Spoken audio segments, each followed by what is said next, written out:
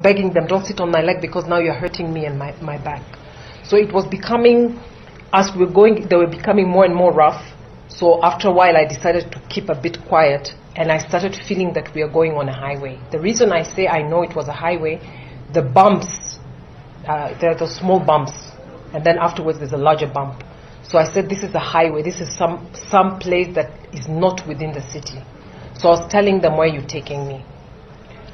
One of them, the one in front who had my phone, was calling my name, saying Maria, and I didn't react. And he tried to speak to me in Swahili. I was not speaking Swahili.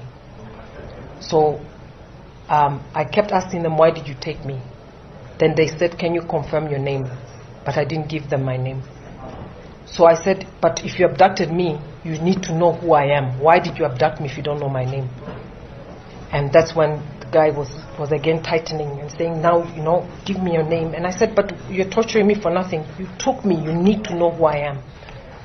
So we went and they stopped. After a while, I asked if I'm already at the police station. They told me to keep quiet. Then they again put me down. They tried to get my head down. And in front, they got out of the car. It looked like they were either on the phone or consulting. I could hear sounds from far. We stood for a while, then again we continued with the journey. And I kept saying, are you taking me to the station? So the stops happened about, to my calculation, about 5 times.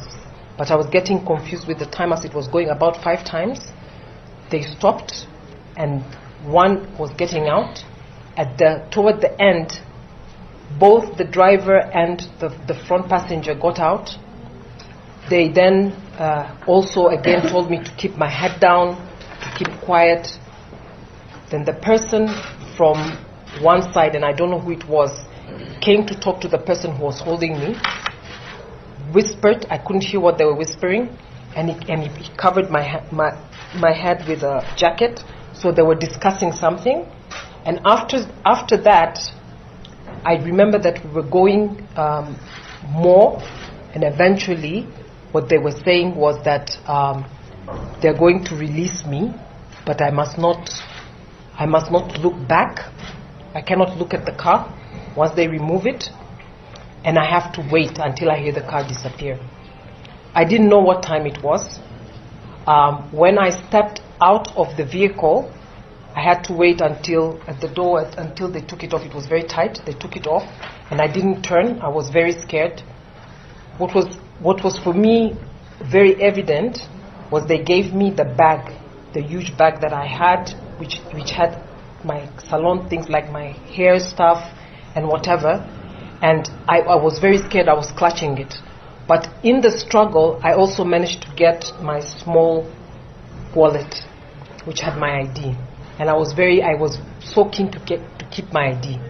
So they couldn't find it, but when they gave it to me later after they had left, I realized they'd taken my phones. And when I started off, the only thing I knew was I have to walk toward, because it was a very dark place. It was already dusk, and it was a rough road. So I walked until I got to what looked like a main road, and I judged from the vehicles that the vehicles were coming from that side. So I decided that's probably where a lot of people are.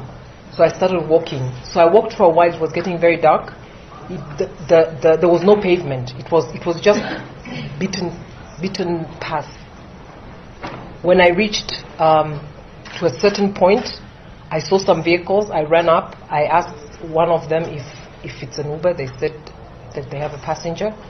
I walked furthermore, and then I just saw 2 cars parked. And then I got into that vehicle, one of them, and I gave them where I live, basically in the Kilimani. So I asked him to take me, and then I went. One of the things that I was very scared of when they dropped me is that I felt that they were watching me.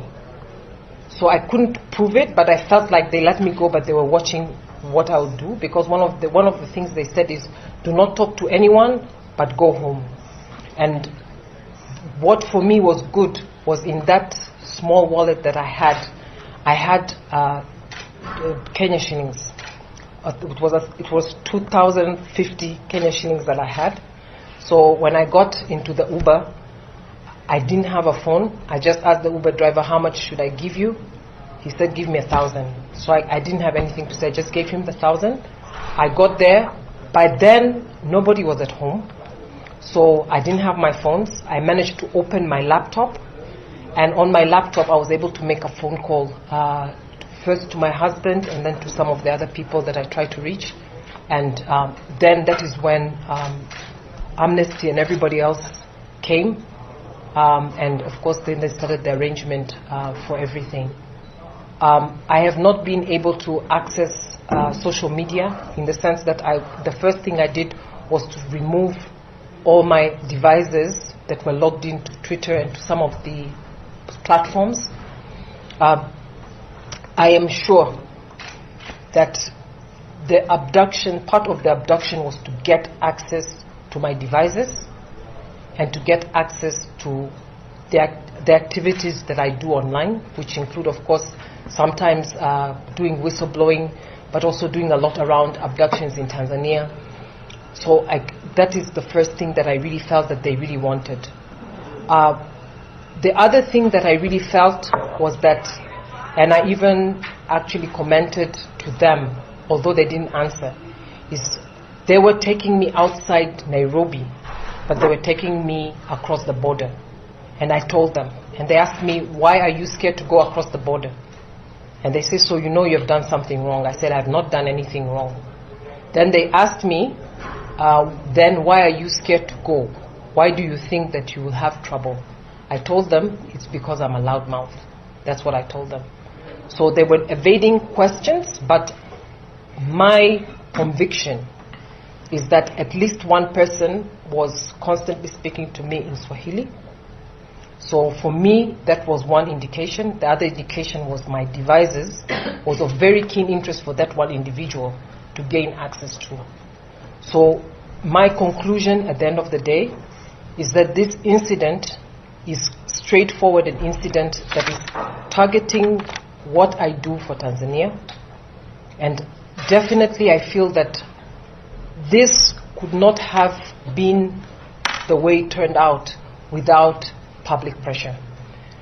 One of the indications that I got was I was asked whether I have a husband.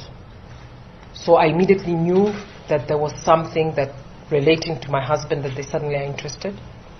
The other question that I got was, what do I do exactly? But every time I wouldn't answer, I would tell them that when you abducted me, what information did you have about me? And they really didn't like the word abduct. So they kept telling me, we did not abduct you. And I said, that what you're doing is abduction. I didn't get to see their faces. There's one of them, I know that when they were taking me, I looked into his face, but he was wearing a mask and a cap. I saw on his eyes. The others I didn't see. But I think my sense tells me that they were younger, based on the voice and the way they're young, the ones behind, and the ones in front, unfortunately, I've not been able to interact.